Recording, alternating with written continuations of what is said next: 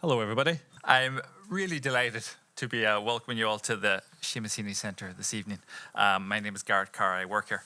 I'm not going to relaunch the Heaney Centre again tonight because we already did that like quite a lot last week.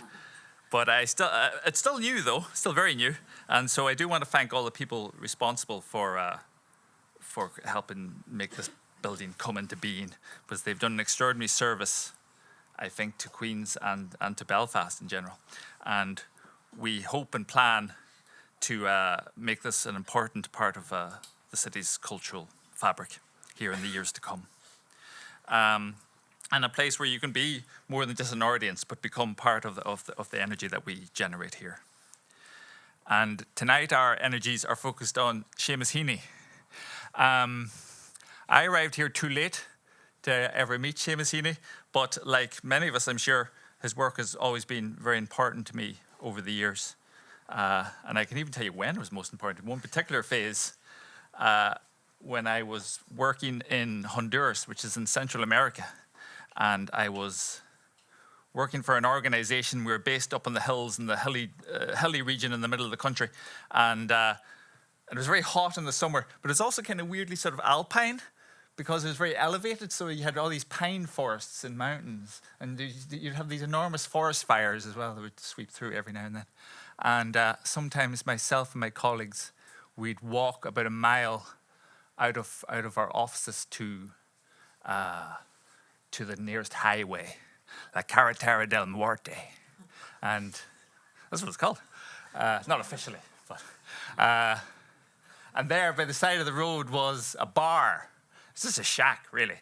But in this shack, all they sold was rum. That's all you could have was rum. And we used to sit there at the tables and drink rum late into the night. And it was terrible, terrible stuff. It tastes like metal, you know. It's really bad. I'm sure I've shaved a couple of years off my life drinking it. And every now and then, when we are there drinking, I'd leap to my feet and I'd recite a poem by Seamus Heaney, because I was reading him so much, I'd actually learned off maybe 5 or 6 different Heaney poems that I could just recite, you know. It's a bit weird, of course, because I mean sometimes I'd be the only person there who spoke English, so it's kind of an odd thing to do. They got used to me after a while. My favourite one to recite was the Yellow Bittern by Heaney, which is suitable, of course. It's about drinking. The woman I love says to give it up now, or else I'll go to an early grave. But I say no, and keep resisting, for taking drink is what prolongs your days. It's great. It's a great poem. that few lines makes me wonder if Amy Winehouse read much Heaney, because it has that same kind of sentiment and joy in destruction, joy in self-destruction that you get from, they tried to make me go to rehab, but I said, no. Same kind of line. So what was I doing anyway, reciting poems, reciting Heaney to people who couldn't even understand what I was saying? I think what I was trying to express was something about homesickness. And I think it says something about the quality and the meaning of the work, that when that was my need, when that was my longing, that it was Heaney I turned to fill it, you know. And it was only ever Heaney I recited, nobody else, just Heaney poems. And it's not often that an artist's body of work can really do that, where it can be really fused to your sense of identity, to your sense of who you are, so deeply that instinctually I sort of went to it to fulfill that sort of void that I felt, I suppose. So, in the light of such sentiment, the Keough-Naughton Institute at the University of Notre Dame, Indiana, inaugurated the Seamus Heaney Memorial Lecture in 2014, which is the year after Heaney died. And the serious lectures on Heaney's work and legacy have been given by people such as Eve Patton, Declan Kybert, and Roy Foster. Tonight, though, marks an extension on that. It's a new partnership between Notre Dame and the Heaney Centre here. And the partnership will, hopefully, mean that every year the Heaney Centre, I keep saying it, every time I say Seamus Heaney, I want to put the word centre on the end of it. It's not always there, though. This will mark, so from now on, the Seamus Heaney Memorial Lecture will alternate between Notre Dame and this side of the Atlantic here, hopefully, and so we'll be back again in 2026. I want to thank a few people for helping to organise this partnership and tonight's lecture specifically. Julian Dean, Grania McAvoy and Barry McRae of Notre Dame, and from Queen's University, Tristan Strum, Gladys Gannell. And from the Heaney Centre, B.B. Ashley, Ida Boardman, and Rachel Brown. And tonight we're going to be hearing from Seán Hewitt. Seán is an assistant professor in literary practice at Trinity College Dublin and a fellow of the Royal Literary Society. He's the author of 2 collections of poetry and an academic book also called J.M. Synge, Nature, Politics and Modernism, that came out of Oxford University Press in 2021. He's also published a memoir, a very powerful one, called All Down Darkness Wide, which came out in 2022. And now I see there's a novel coming out as well next year called Open Heaven. Tonight, Seán is talking to us about Heaney's work in a lecture entitled Heaney in the Sense of Touch. And we're going to make time for questions at the end. So you'll have that opportunity if you wish. That'll be in about 45 minutes from now.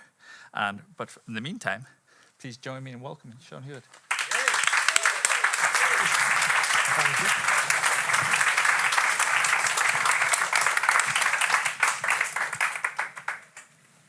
Hello, everyone. Can you hear me okay? Yeah. Great. It's so lovely to be here. I keep on saying I want to bring people from Trinity here and then contrast it with where I have to work. And maybe I would get, however many millions of pounds it would cost to build me a nice office as well. It's a really beautiful building, and I'm very grateful to be here. I was thinking when Garrett was speaking then, Eve Patton, Rosie Lavin, Roy Foster, I do not want you to expect erudition from me on Heaney. I assume that I am asked here tonight as a poet, and so I'm going to address Heaney as a poet, which is a great caveat that you can't ask me any questions about Heaney. I want to talk today about the primacy of touch in poetry and in Heaney's poetry. I think it's a neglected sense, and one that's often been knocked down the hierarchy of culture. Vision, hearing, and even scent, I think these are the prized senses that we use to interpret art.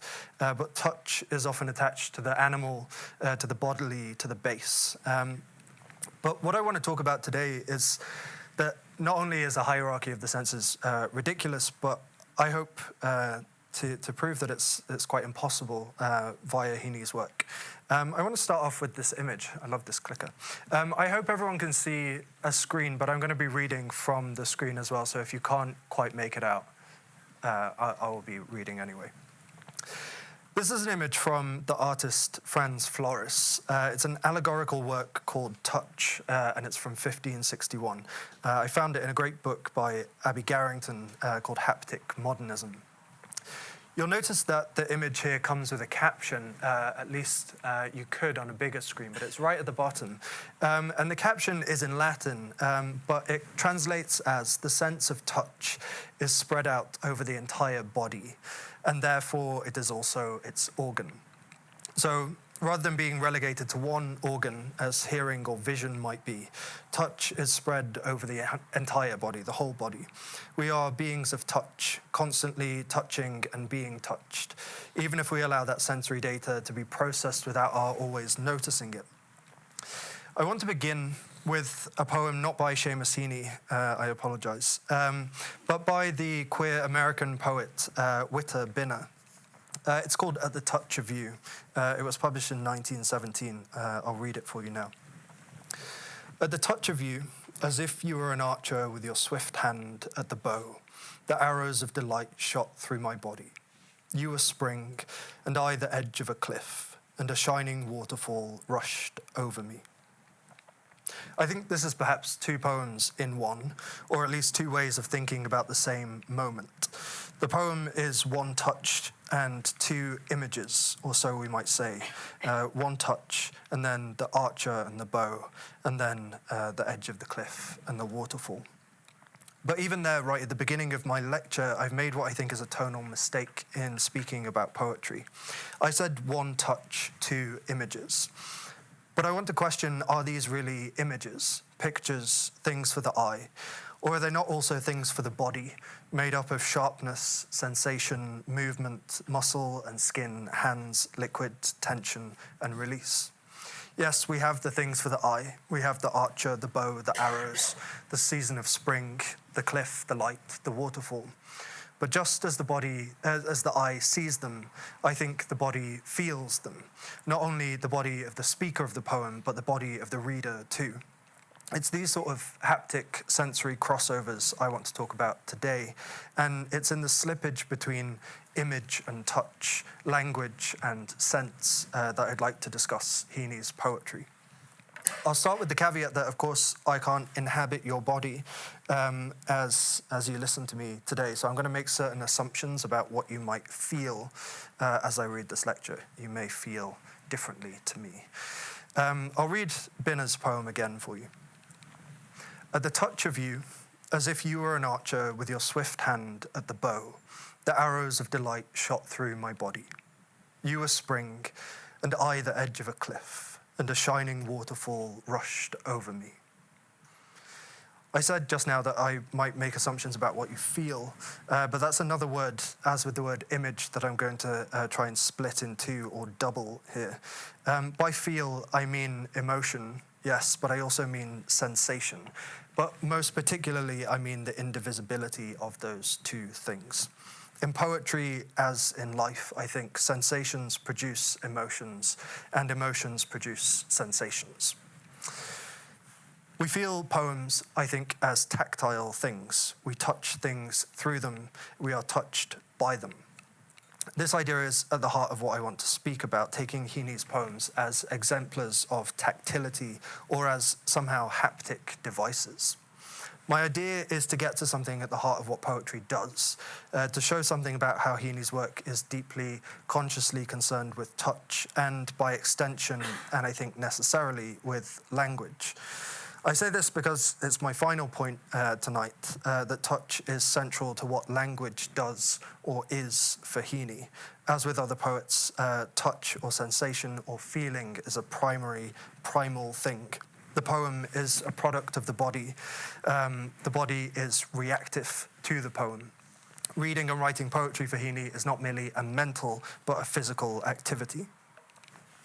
When I was asked to give this lecture and I was thinking about what it would be about, I landed on the subject of touch because I had the sense of Heaney's poems when I wasn't reading them as being very tactile poems. But after returning to his books and reading them through, I found that my reasoning was largely an illusion. I remembered Heaney's poems when I wasn't confronted with them as poems with a tactile grip, poems in which the poet was constantly reaching out and touching the world. But for the most part, I found that literal, physical moments of touch were fewer than I thought, at least on my first reading. Often I noticed the poems gestured towards a touch that was hypothetical or left hanging in possibility in a future beyond the poem's ending. I'll dig with it, for example, suggests a movement or action beyond the final line. Likewise, in Death of a Naturalist, the poem ends with the lines, "I knew that if I dipped my hand, the spawn would clutch it." I knew that if I dipped my hand, the spawn would clutch it. Like, I'll dig with it. These are the words, if, will, would, might. They're speculative words that gesture towards touch, but relegate it to the happening after the blank space, after the poem's end. They ask us, I think, to engage in the imaginative rendering of touch, but they do not give us the touch itself. But I realized here that I was being quite literal in searching for moments of touch. And that original instinct, that sense memory that I have of Heaney's poems as being tactile poems was not unfounded. I began by reading Heaney's essays and found myself particularly held by his thoughts on early Irish nature poetry in an essay called The God in the Tree. Here, Heaney tries to identify or characterize what Flann O'Brien called the steel pen exactness of early Irish nature poetry, full of what he calls the sharp tooth of winter. Heaney finds only the Gawain poet Thomas Hardy and Shakespeare as English poets with a similar tuning, and he quotes King Lear, "Still through the sharp hawthorns blows the cold wind," as an example of the sort of line he finds in early Irish poetry. This line is spoken by Edgar in King Lear, and it encapsulates something for Heaney that he's trying to express about descriptions of nature in early Irish poetry. "Still through the sharp hawthorns blows the cold wind." This line, Heaney says, has, and I quote, "the frisson of the bare and shivering flesh about it." I think he's right, but why? There's the relentlessness of the rhythm, perhaps, like a music that blows across the line, like a sharp, cold wind. But why do we feel the line? What is it that gives Heaney and me, and perhaps you, something of the bare and shivering flesh when you read it or hear it? I think we feel the wind here in this line not because of its own adjective, the cold wind, but because of the sharp hawthorns it blows through. I think we feel the sharpness of the hawthorn in relation to the wind. We feel a sort of pain on behalf of the wind. We empathize with the hawthorn, perhaps. We become imaginatively both the wind and the hawthorn. We feel cold and cut. We feel the bare and shivering flesh, not necessarily as human, but as wind or as tree. Still through the sharp hawthorns blows the cold wind. Here, I think, we feel a touch outside of ourself. We do not need a human body in the image to feel it in our own body as we read it.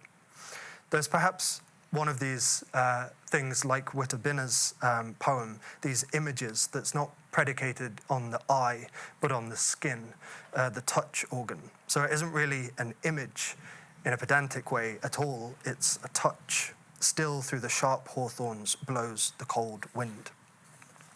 Heaney's work has often been received as a tactile poetry. In a review of field work, Robert Conover writes about Heaney's sense of touch, his perfect physical pitch. And Richard Murphy wrote in the New York Review of Books that Heaney's power is, and I quote, that he can give you the feeling as you read his poems that you are actually doing what he describes. There's a term in medicine that I have stolen from my partner because I often have to hear about medicine, so I may as well make use of it, called stereognosis, which describes the ability to perceive and recognize the form of an object without visual or auditory information. In other words, the ability with touch alone to recognize what an object is, taking in its texture, its temperature, its size, its kind of spatial properties. This is a really complex ability, apparently, that we take for granted. So, for example, if I were to ask you to close your eyes and I put a pine cone in your pocket, and then I told you to put your hand in your pocket, you would recognize from the shape, the feeling of that pine cone, that it was a pine cone without seeing or smelling or hearing it. That's called stereognosis. It's a mental function that has a lot going on in it. And I think when Richard Murphy describes Heaney's poems, that we are able to feel as if we are doing what Heaney is doing when we read the poems. He's describing something about what a poem can do in the same way that if you touched a pine cone in your pocket, you would feel that it was a pine cone. If through description, rhythm, punctuation, and syntax, we are able to feel an object in a poem, to imagine its textures and forms so fully that we might be able to conjure it into a sort of reality in our mind, then I think reading becomes feeling, and poetry becomes a way of transferring tactility. Heaney writes often about touch and feeling and language. To begin with his prose description of his development as a poet in Feeling into Words. It's striking to me how often he describes the emergence of poetry and the facility with language in sensory terms. In Feeling into Words, I think there's probably a pun similar to the one that I've been suggesting already today. Feeling into words is not only putting feeling, sensation, emotion into language, but also a way of feeling a way inside language in order to inhabit it or to wear it or to make it move. In that essay, Heaney writes about learning poems off by heart, which perhaps we'll get Garrett to do for us later. Keats, Wordsworth, Tennyson, and how that practice added a conscious poetry to what he calls the unconscious bedding of his Catholic upbringing. Poetry, he says in this essay, speaking poetry aloud, involves a conscious savouring of words, as if speaking the poem allows a taste or a flavour or a sense of the tactility of language and its sensory elements. We might say, I think, this is my last pun for the evening, that developing a taste for poetry is, in Heaney's words, both literal and metaphorical. We have to get something of the taste of words in order to develop our sense of how poetry works. Of Keats, Wordsworth and Tennyson, Heaney writes that the language here could give you a kind of aural gooseflesh, a shudder, a bodily reaction to sound, texture and taste. If you won't get whiplash from this transition, in the Journal of Sonic Studies, I found an article by the music theorist Olivia Lucas, who works on extreme heavy metal music, which is perhaps not an obvious connection to Heaney, but I'm going to try and make this jump. She reminds us in this article that, and I quote, it's up on the board here, but I can see it's quite small. In many instances of daily hearing, sound has lost its physical properties. The experiential immediacy of hearing exists separately from the knowledge that it is actually the perception of changes in air pressure. It's only when confronted with high amplitude, low frequencies that we are brought into contact with the reality of sonic perception. Such sounds exert pressures that activate the conscious sense of touch. At the level of the eardrum, sound is always touch. But here, the whole body begins to echo the eardrum's vibrational dance as the rumbling bass shakes everything it comes into contact with. These lower sounds coerce the body into pressure-induced motion, drawing together two sensory territories usually conceptually separated. By which she means, I think, that the sheer extremity of heavy metal music brings us to the realization that sound is actually a physical thing that we feel by touch. We're always feeling it by touch in the eardrum, but we're not fully aware of the fact that we are feeling by touch. But at the level of the eardrum, she says, sound is always touch. When we feel the bass vibrate on a speaker or the car windows rattle with noise, or we pick up a beat from the movement of the floor, we know then that sound is touch, as Heaney himself knows in the opening poem of Human Chain, where the sound of wind blowing leaves on a rooftop leaves him, and I quote, alive and ticking like an electric fence. But it's not always at these extremes of amplitude or extraordinariness that we feel sound as touch. I think we feel it even in the much quieter spaces of a poem. And I would wager, even if we read the poems in our own heads rather than reading them aloud, we feel something of the imagined sound of the words. And that imagined sound can move us both physically and mentally. I thought I'd take as an example just this opening part to the poem Down, Derry, Down from Human Chain, which is one of those poems that seems kind of obsessed with sound. I'll read it here now. You're going to watch me make some strange mouth movements. But that's to the point of what I want to the point I want to make. The lush sunset blush on a big, ripe gooseberry. I scratched my hand, reaching in to gather it off the bush, unforbidden, in Annie Devlin's overgrown back garden. I think the rhymes here slow us down on purpose, colluding with the truncated line lengths to emphasize this sort of acrobatics of the mouth and the ear. If I say it again, the lush sunset blush. We have the repeated vowel, which, at least in my case, seems to arise somewhere at the back of the throat, and then the shush right at the front of the mouth. So the word seems to travel from the back of my mouth to the front of my mouth, and then to get released, as it were, by the rhyme, the lush sunset blush. Then we have the narrow vowels of big ripe, compounded by the spondy, the double stress of big ripe. And then this big open space at the end of the stanza, which drops into a word that couldn't be more different from big ripe, the staccato. And we drop into the word gooseberry. The double O slows us right down. It elongates itself. It makes us enact an almost childlike, round, long vowel. And in this way, I think the poem makes our body a sort of plaything, makes us aware of our body. If you would read this to yourself, the lush sunset blush on a big ripe gooseberry.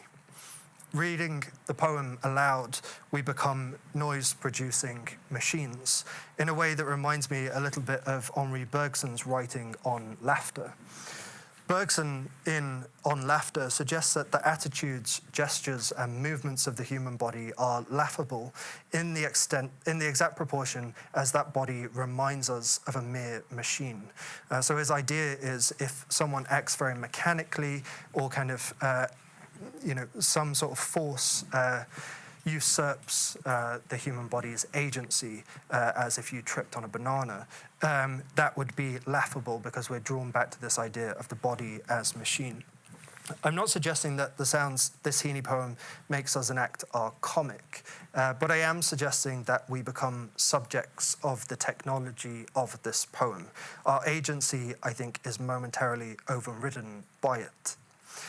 It might appear comic to an onlooker, seeing us make strange movements with our mouths, hearing us make these strange sounds, all at the command of a poem.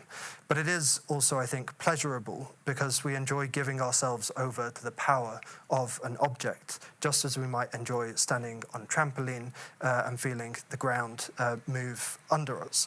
In other words, just as we are touched by physical objects and elements, we are touched, I think, by this poem, quite physically, and I think this is part of the magnetism of poems for us. The poem enlists us into a sort of spell, and we begin to take on the shape of the poem as we read it. Form is not just on the page. Form, rhyme, enjambment, rhythm becomes human the moment it's read. Such is the interplay of language and the body. So if you imagine Heaney is not here, but he is making my mouth move in strange ways as I read this poem. And I think that although that sounds obvious, it's quite a strange thing that we could do to dwell on. It's not just a formal matter for Heaney, though, I don't think.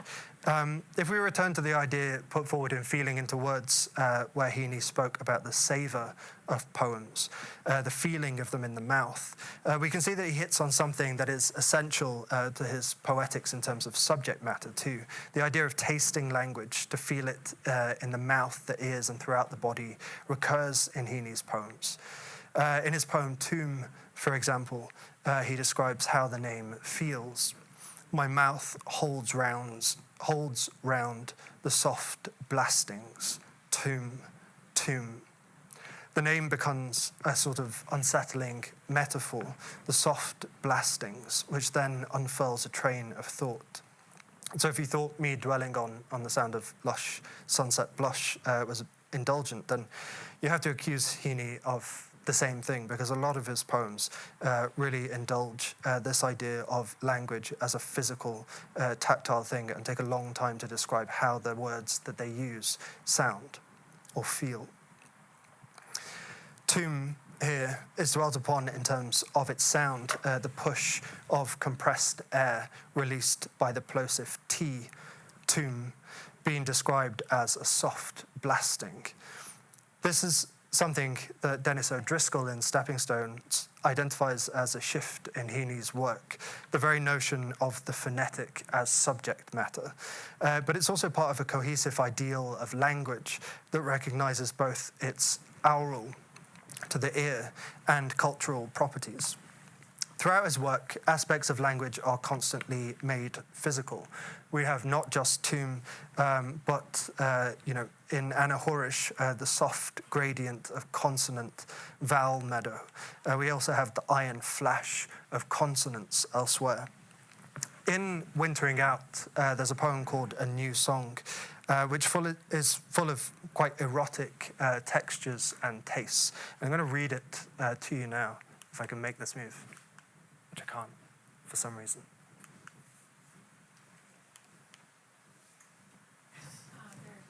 It's gone. It's great. Oh, do you think it's run out of battery? Okay. Well, I'll just say Stephen. Yeah. I'll read this poem. It's called A New Song. It's from Wintering Out. I don't think they sound quite right in my accent, but you'll have to forgive me. I met a girl from Derrygarve, and the name a lost potent musk, recalling the river's long swerve, kingfishers blue bolt at dusk, and stepping stones like black molars sunk in the fjord, the shifty glaze off the whirlpool, the Moyola pleasuring beneath alder trees. And Derrygarve, I thought, was just vanished music, twilit water, a smooth libation of the past poured out by this chance vestal daughter. But now our river tongues must rise from licking deep in native haunts to flood with voweling embrace, domains staked out in consonants. And Castledawn will enlist, and upperlands each planted born, like bleaching greens resumed by grass, avocable as wrath and bullorn. Derrygarve in this poem is, and I quote, a lost potent musk, and brings to mind the Moyola pleasuring beneath alder trees. The Moyola is flowing all the way through Wintering Out. It crops off often. At times it's harping on its gravel beds. At other times it's an old chanter breathing its mists, emitting a mating call that, and I quote, rises to pleasure me. At the beginning of Gifts of Rain, where that last quote was from, a flood becomes badger-like. It has a snout. It, and I quote, senses weather by its skin. The landscape is always tactile, feeling, reacting. Here in this poem, A New Song, and again throughout Heaney's work, we find ourselves drawn into a sort of sensory, sensual landscape, attuned to the erotics of nature. Even the vowel sounds, I think, lost, potent, musk, cohere to reinforce both an oral and bodily sensation. And again, in Moyola, pleasure, alder. Again, the lines draw our attention to our own mouths. And there is something joyous about this, I think, as I've already suggested. I think we recognize a sort of magic in the way the poem is affecting our movements. Perhaps this is not common and it's just me, but I think when we read poems aloud, a lot of our pleasure in them is our body making a series of sounds. They make us feel a certain way. And so in that way, we become patterned by the pattern of the poem. We become its plaything. And in this way, I think we come to realize the power of poems. And that realization, I think, is joyous in the way that it's joyous when music might make us dance or when the hair on the back of our neck stands up. We have been touched by a poem, and that's quite a strange thing. Later in this same poem, there's a shift, a lift in the music which hangs on a linguistic, cultural and historical change, in which both the sound and the sense of the poem interlock. See, I've not got my glasses on, but I don't think it's up there. Stephen, could you? Okay, no, it doesn't matter. I'll read it for you. But now our river tongues must rise from licking deep in native haunts to flood with voweling embrace, domains staked out in consonants. It is up there. The liquid vowels, the tongues lifting and licking, the flooding of one soundscape over another. Here, I think words are made into a linguistic landscape and a bodily landscape. They're not just words, whatever that might mean, but overtly become feelings, sensations, and movements. The idea is integral to Heaney's poems, that these things, the linguistic and the physical, constantly overlap, not just in the images they produce, but in where they come from. I want to take another detour here, not back to heavy metal, but to Yoko Ono, which is my next slide. In 1960, in some of Yoko Ono's earliest work, she began a series that is still ongoing called Touch Poems. These are artworks which, in various iterations, are either conceptual artworks consisting of objects or instructions for performance, and they are intensely involved in the haptic possibilities of art and of the audience. These poems do not, for the most part, use verbal language, but instead use the concept of poem to suggest other ways of reading through touch. Imprinted paper, for example, implies a line of text that is not written, or clumps of hair are used to entice the onlooker to breach their position as onlooker and reach out to the work and touch it. In a later iteration of touch poems, this time for a piece for performance in 1963 called Touch Poem for Group of People. I think this is the next slide, Stephen.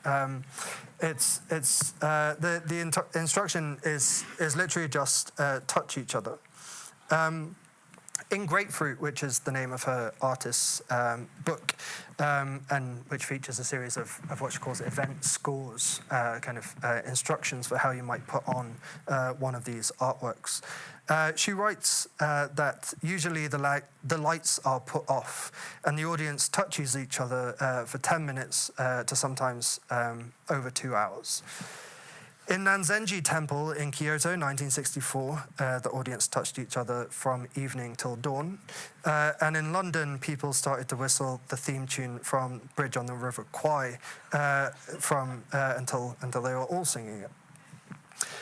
Though the poems of Heaney, and I guess most of you in the audience are primarily interested in linguistic poems, I still think that Yoko Ono's work begs a series of questions that we might take on for thinking about how we understand what a poem is.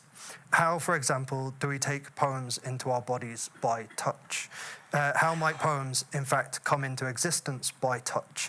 How might they touch us not emotionally, but physically, if the distinction can be made, which I don't think it can. In an interview given in 2008 and published in 2021 with the magazine On Curating, and I think this side, you're very good, Yoko Ono explains the idea of touch poems in this way. I was thinking about Braille. Braille is a very interesting communication method in which you use touch to get information. It may create a deeper intake of the information with touch rather than casting your eyes to the words. I thought of creating poems you take into your body by touch. A poem is a way of limiting the information of the universe by framing it. So I thought of framing poems without words for people to get to it by touch. It bridges the conceptual and the sensory. If the poem is a way of limiting the information of the universe by framing it, a room of people touching each other is a poem in that it is, in microcosm, a signal of the world's dependence on touch, its constant touching. At any given time, we're always touching something. You're touching chairs now, your legs are touching your own leg, your hair is touching your hair, your hand, I don't know. If we were suspended in air, we'd still be touching air, and perhaps feel a part of our body touching some other part of our body, an eyelid closing to touch another eyelid. We don't recognize most of these touches as conscious information, but we are constantly touching things. Yoko Ono, though, speaks about this touch poem as a way of bridging the conceptual and the sensory. And I think that is what I'd like you to remember as I move you back to the land of Seamus Heaney. Because I think that bridging of the conceptual and the sensory through touch is part of what he is up to. So I'd like to just read through some of the Glamour sonnets to unpick that idea. Which is, I think, the next one. In the second of the Glamour sonnets, Heaney observes language as a sensitive thing, almost animated in the way that it has instinct, and it has a sort of desire for a physical, haptic, tactile existence. Though, unlike Yoko Ono's poems, he's concerned with verbal language, he's nevertheless involved in a project that sees language as tactile. And here he sees the words and ideas finding each other through touch. Sensings, mountings from the hiding places, words entering almost the sense of touch, ferreting themselves out of their dark hutch. These sensings and hiding places recur throughout the sequence, which charts the quickening of Heaney's artistic growth in Wicklow. Here at the beginning of Sonnet 2, we sense a hurrying of otherworldly things, a series of ghosts that come up at the end of this poem, or in the first poem, I think, the first sonnet, come striding across a landscape. And they begin to enter into this sense of touch. These are ideas coming out of the matrix of the memory and the body, ushering themselves into the light and finding somehow a word by a sense of touch. Next slide, please. In her book, which I'd really recommend, is brilliant, on gender and the sense of touch, the psychologist Naomi Segal writes about the French psychoanalyst Didier Anzur to explore what she calls consensuality. And I think that word and what Didier Anzur means by it comes something towards my meaning or to Heaney's meaning, depending on how right you think I am. Segal writes that the word sense has a double meaning. Sense means signification, which finds its most extensive organization in language. The senses are the body organs by which human beings make contact, by which a human being makes contact with its surroundings, and in the first place with its mother.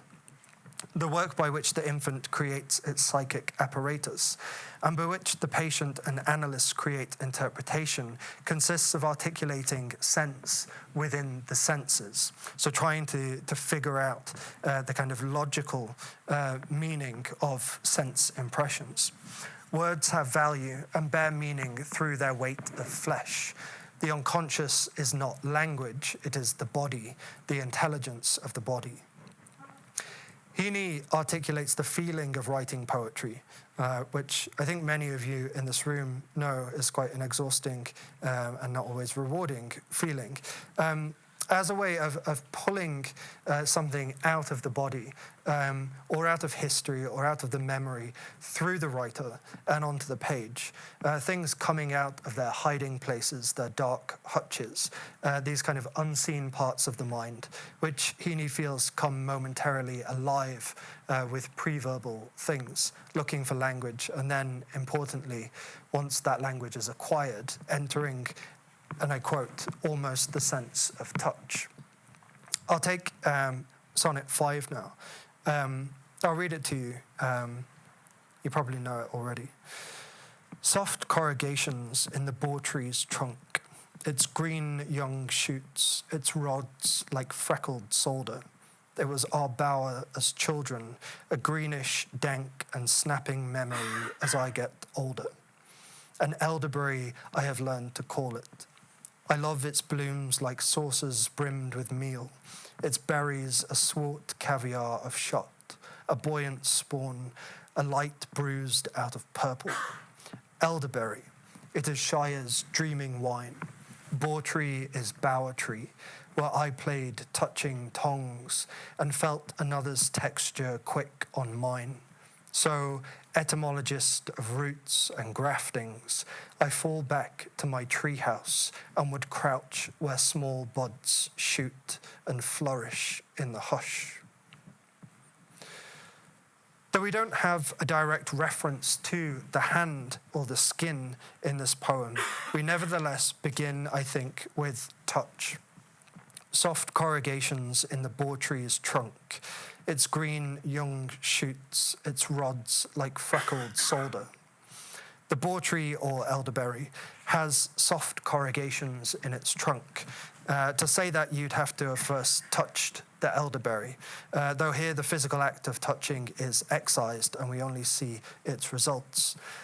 The bower then is greenish, dank and snapping, but as we move across the line, these adjectives become equally applied to memory. Soft corrugations in the boar tree's trunk, its green young shoots, its rods like freckled solder. It was our bower as children, a greenish, dank and snapping memory as I get older. Greenish, dank and snapping begin as descriptions of the bower and then become descriptions of the memory of the bower. It's both the bower that is greenish, dank and snapping and also the memory of it in the poem.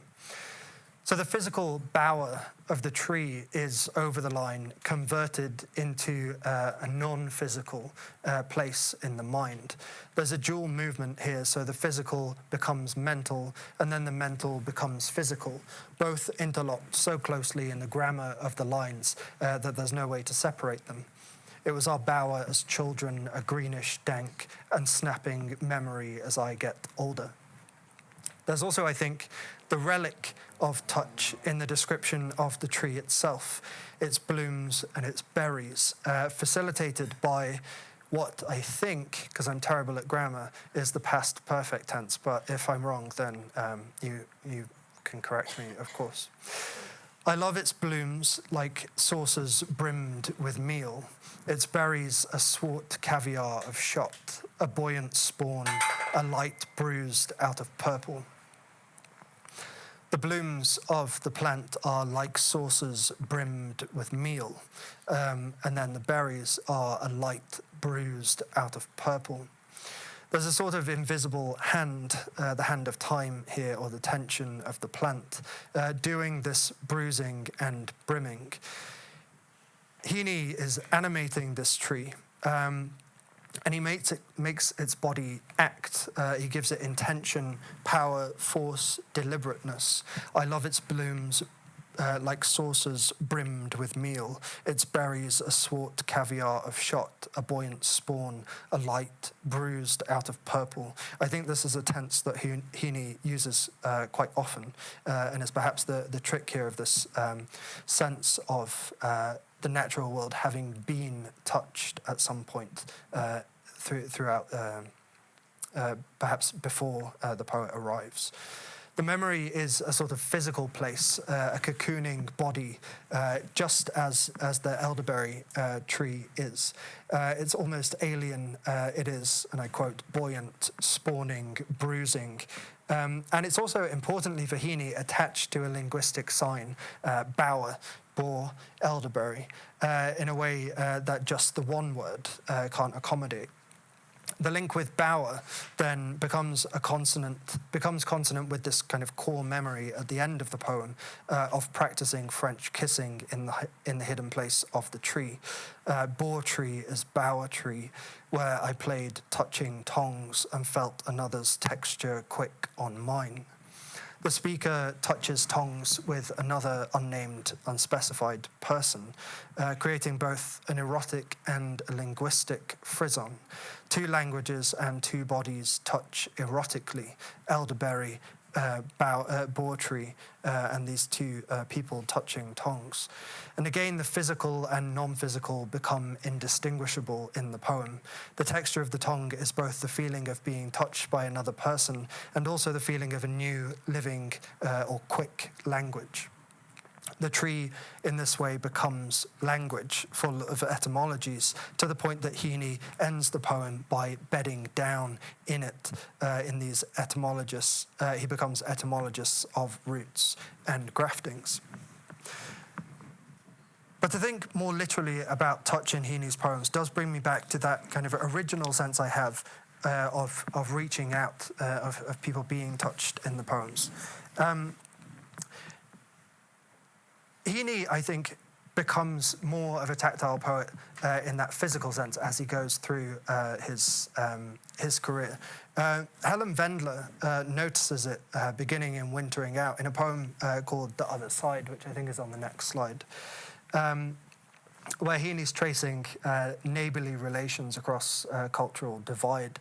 And the poem ends with a moment of hesitancy between two men in the dark. But now I stand behind him in the dark yard, in the moan of prayers.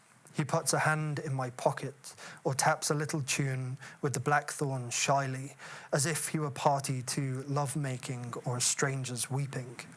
Should I slip away, I wonder, or go up and touch his shoulder and talk about the weather or the price of grass seed? The silent proximity in the dark, Helen Vendler says, the wavering query, the impulse to touch, are gestures that the younger poet would not have been capable of in the poems of the docker and the drummer. All of this arises out of Heaney's enlarged adult capacity for empathy. Granted that in other poems, this sense of touch is powered through the touching of non-human and the linguistic. Nevertheless, I think that Heaney's, the Vendler's point still stands. But still here, I think we still have a hesitancy. The poem ends with a kind of wavering query. The speaker empathizes with this other man, tells us of an impulse to bridge a divide, but still leaves us there in the unbreached distance between two men. These moments of hesitancy, of leaving the touch out of the poem, are all the way through Heaney's work.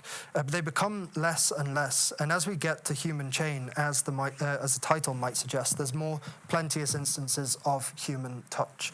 So I want to finish by looking at a poem from Human Chain called Album. This is part 4, in which Heaney recognises his own earlier reticence to touch, and then in this poem, and it's quite a joyous moment, he breaches that reticence. Here the subject is a father-son relationship.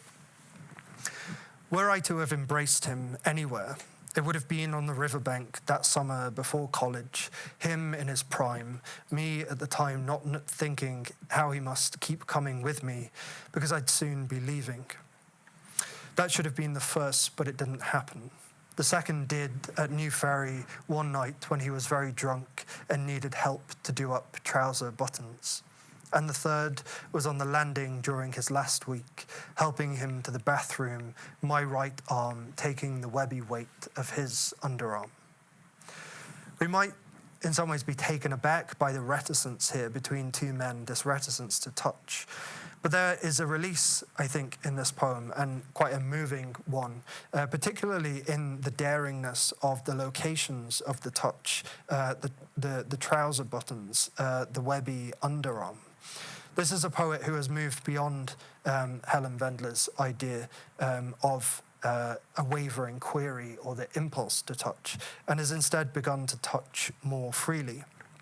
In the next part of the poem, we see a sort of generational shift in the relationship between men and a reticence to touch. In this next part, a grandson rushes on the grandfather, the same one from this earlier part.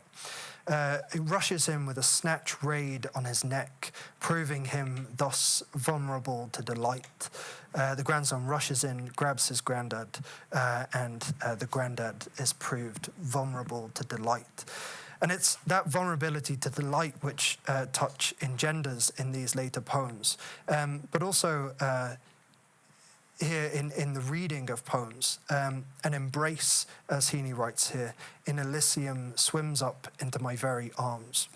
Just as a moment back, a son's 3 tries at an embrace in Elysium swam up into my very arms, and in and out of the Latin stem itself, the phantom verus that has slipped from very.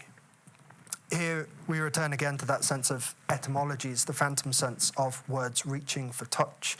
But here there is a sense of embrace, one person reaching up to hold another, and this kind of phantom sense of etymologies slipping out, words colliding and slipping out of their meaning.